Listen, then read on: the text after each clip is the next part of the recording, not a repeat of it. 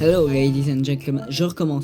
Je voulais vous dire, après l'intro suivante qui introduit encore autre chose, que la vidéo est dans une qualité pourrie, parce que Adobe m'ont conseillé de faire des foutues doublures. Donc pour ceux qui ne savent pas, ça permet de faire une copie de sa vidéo en qualité pourrie, ce qui te permet après de pouvoir monter plus fluidement. Sauf que ce foutu logiciel qui est Premiere ne veut pas me remplacer mes doublures par les éléments officiels. Donc la vidéo est dans une qualité pourrie.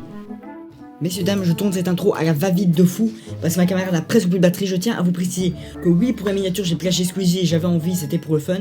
Et bah voilà, c'est tout.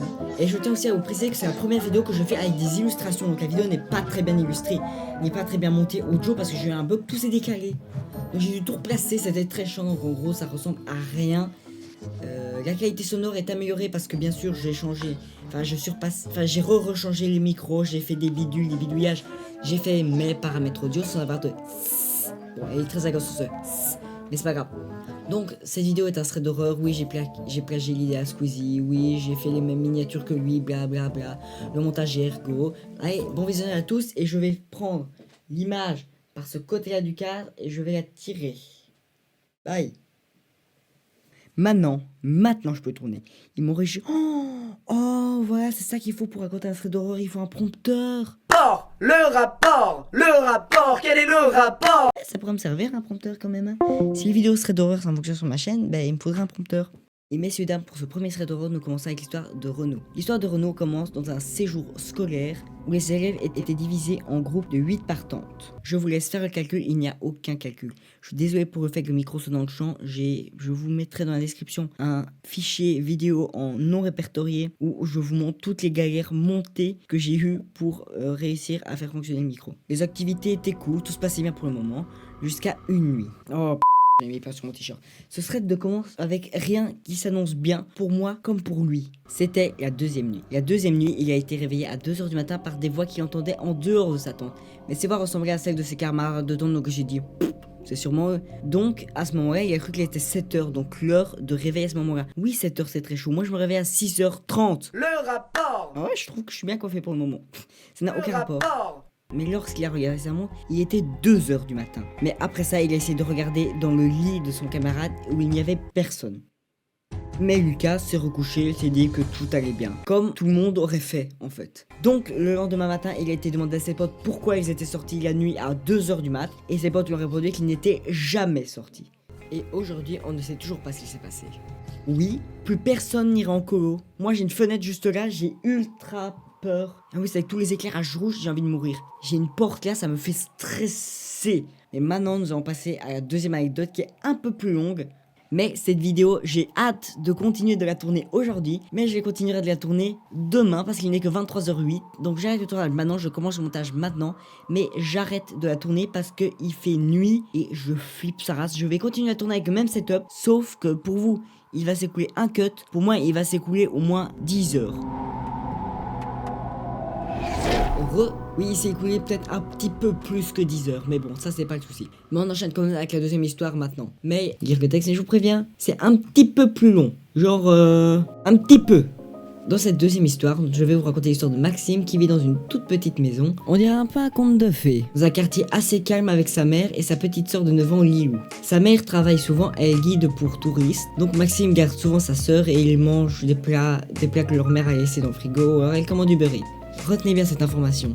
Et tout s'était bien passé jusqu'au jour où leur mère est partie travailler relativement tard pour aller travailler, on peut pas se le cacher. Et donc ce jour-là, elle s'en va pour aller montrer un coucher de soleil à des touristes au haut d'une montagne. Et vu qu'elle partait déjà travailler à 16h, qu'elle allait marcher 2 heures, et surtout que cette montagne était à 2 heures de route de là où ils habitaient, retenez cette information aussi. Tout ce que je vais dire est important.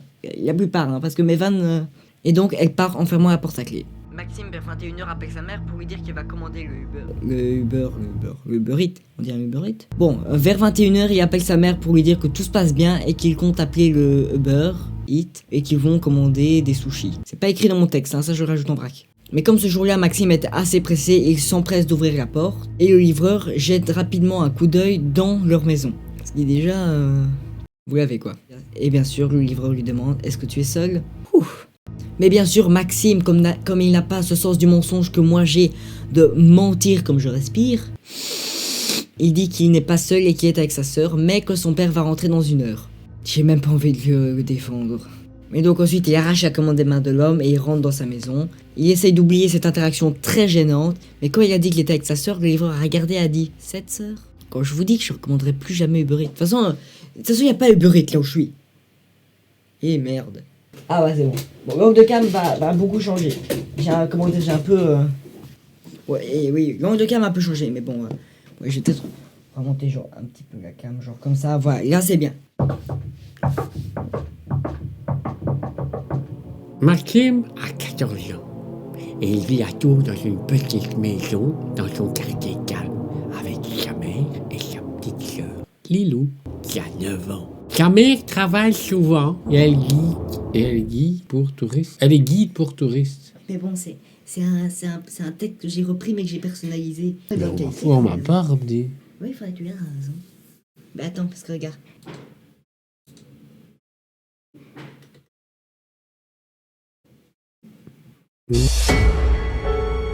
Je me sens persécuté.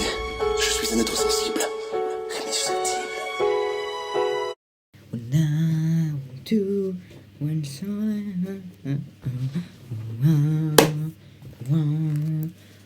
1, yeah.